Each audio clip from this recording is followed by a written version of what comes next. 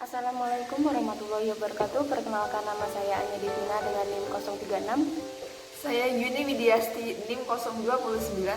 Di sini kami akan sedikit menjelaskan tentang perkembangan teori perdagangan internasional. Yang pertama di sini ada teori tentang paradoks Leontief.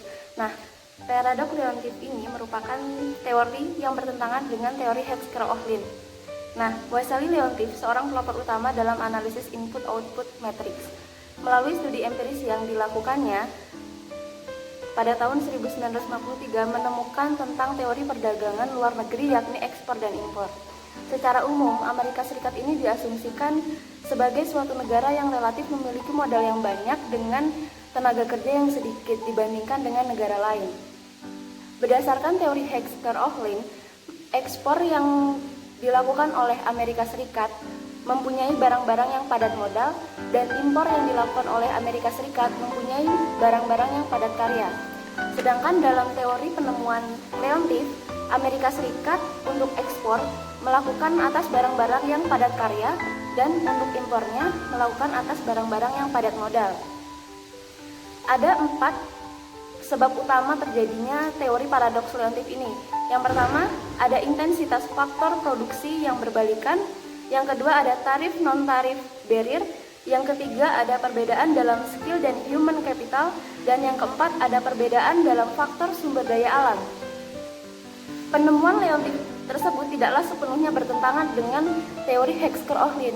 Kenapa seperti itu? Karena ekspor Amerika Serikat itu padat karya, yang artinya itu adalah sangat logis. Karena memang Amerika Serikat memang lebih banyak memiliki tenaga kerja yang terdidik. Jadi, dalam hal ini, penemuan Leontief tersebut dalam batasan tertentu justru sesuai serta mendukung teori dari Hetzker-Ohlin tersebut.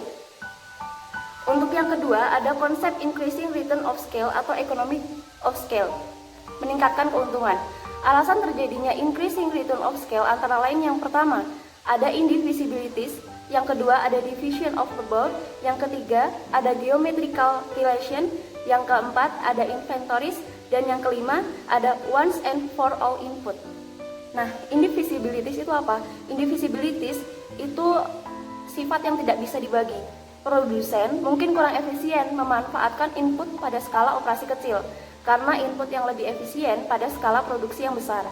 Untuk division of labor merupakan pembagian kerja, meningkatkan ketangkasan atau keterampilan setiap pekerja dan menghemat waktu dari hal-hal yang tidak penting. Misalnya, melalui perpindahan pekerja dari satu tugas ke tugas yang lain. Untuk geometrical relation, yang pertama ada hukum fisik yang menghasilkan increasing return atau hubungan geometris. Lalu yang keempat ada inventories, persediaan. Jika output naik 50%, inventory input mungkin hanya 30%. Untuk yang kelima, once and for all input merupakan sekali dan untuk masukan. Beberapa input tidak perlu ditingkatkan ketika akan menambah output. Hal demikian karena output yang ditingkatkan diimbangi dengan nilai penambangan increasing return. Kemudian di sini ada tesis Linders tahun 1961, di mana suatu negara mengekspor produk-produk manufaktur untuk pasar lokal yang luas. Kemudian manufaktur ini dimulai untuk memproduksi produk baru dan melayani pasar domestik. Kemudian dalam hal ini mereka mengembangkan skill untuk membuat harga produk lebih murah. Akhirnya mereka mengekspor produk ke negara lain dengan selera yang sama dan dengan tingkat produk ke negara lain itu pendapatan yang sama. Kemudian implikasinya perdagangan manufaktur ini yaitu dengan manufaktur yang tinggi antar negara-negara yang mempunyai income yang sama. Contohnya dalam suatu negara, dari negara satu ke negara lain, mereka mengekspor barang yang sama-sama dibutuhkan dari negara tersebut, dan dengan menjual dari harga yang sama di negara tersebut dengan harga yang rendah atau dengan harga produk itu lebih murah. Kemudian ada gap teknologi dan siklus produk. Di Posner 1961, inovasi dalam imitasi khusus yang mempengaruhi ekspor. Jika produk baru dikembangkan dan menjadi profitable di pasar domestik, Perusahaan yang melakukan inovasi, menyukai monopoli temporal, dan pada mulanya mempunyai akses mudah ke pasar luar negeri. Pertama, ekspor akan tumbuh, namun profit perusahaan inovasi ditiru oleh negara lain yang mungkin sebenarnya membuktikan memiliki keunggulan komparatif dalam produksi produk baru sesudah inovasi disebarkan. Contoh dalam produk ini adalah perusahaan makanan seperti perusahaan makanan franchise, di mana salah satu perusahaan ini bisa mempunyai banyak cabang di seluruh negara.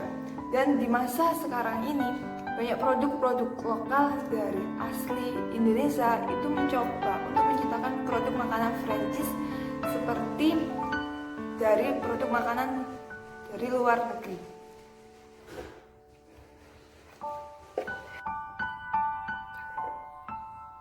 Kemudian ada teori keunggulan kompetitif. Menurut M. Portner, dalam era globalisasi persaingan global saat ini, suatu bangsa atau negara yang memiliki competitive advantage of nation dapat bersaing di pasar internasional bila memiliki 4 faktor penentu menurut W.J. Gigan dan M.C.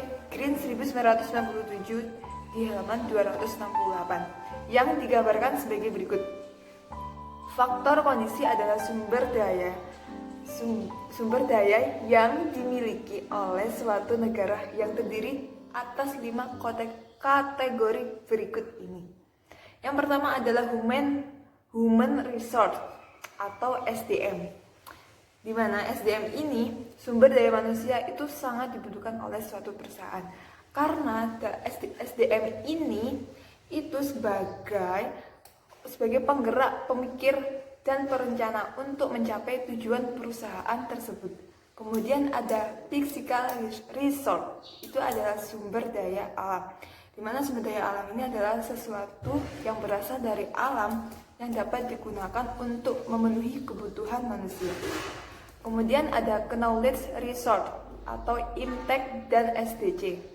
Kemudian yang keempat ada capital resource atau permodalan atau SDC, di mana di suatu perusahaan jika ingin memulai atau mengembangkan atau membuka perusahaan tersebut pasti membutuhkan modal dalam melakukan jalannya perusahaan itu.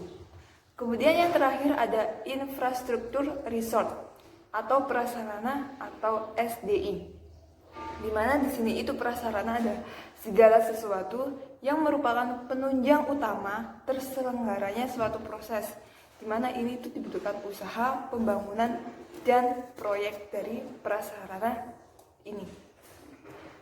Demikian presentasi yang dapat kami sampaikan dalam bab 4 teori perdagangan internasional. Terima kasih. Mohon maaf jika ada salah dalam presentasi kami.